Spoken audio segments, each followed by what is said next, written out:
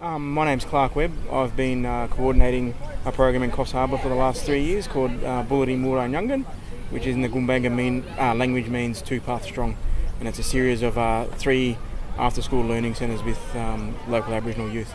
There's a couple of reasons why we asked the NCIE Life team to come up to Coffs for the learning centres. First of all, one of the biggest issues that we've got in terms of kids being able to access the learning centres is transport, and logistically it can be very difficult to run buses and all that type of thing. So what we're trying to do is encourage the kids to ride and get that sense of independence in riding to the learning centres, but also the fitness and the nutritional value of riding their bikes to and from school and that type of thing as well. And then secondly, we have some kids who don't necessarily understand the road rules that much. Rules are, helmets have got to be on from the moment we start to the moment we finish. We can't take our helmets off. They're going to be done up. And it's quite stressful seeing them on the street, riding around, no helmet, no shoes sometimes. So we're trying to build in that road safety and that bike safety awareness with the kids as well. But how many would sit here when you're riding a bike going past the parked cars? Me. Yes? Okay. What happens if that car... this happens? Look out behind you. You're What happens if that here, happens? that car door opens. And then you just run it over. You're going to go straight through it, and you're going to go straight through that glass if you're tall enough. That's bad. This week with the NCIE Life team's gone really well. We had a little bit of tough weather on Monday, which sort of put us back a little bit, but all in all we've had a really good week. The kids have really enjoyed it. Thankfully our roads and maritime services have come on board as well and supplied a whole heap of helmets and drink bottles for the kids. You always got to wear helmets when you ride bikes.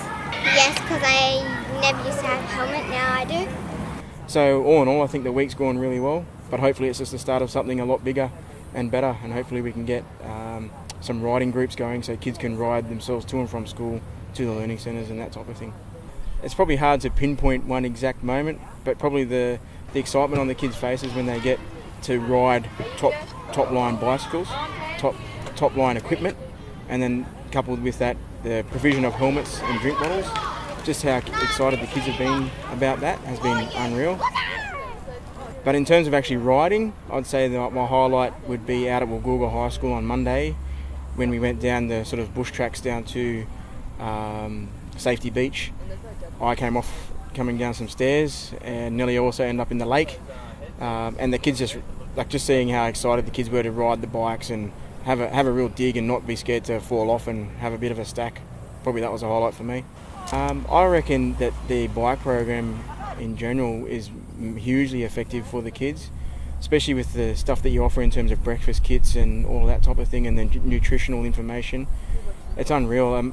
For me, riding a bike was just something that I did with taking for granted as a kid, but unfortunately these days, given how busy the roads are, it's a little bit more difficult for kids these days. So I think just the thought for kids to ride to school, the healthy lifestyle of it, for me is just getting that message out there in itself is huge.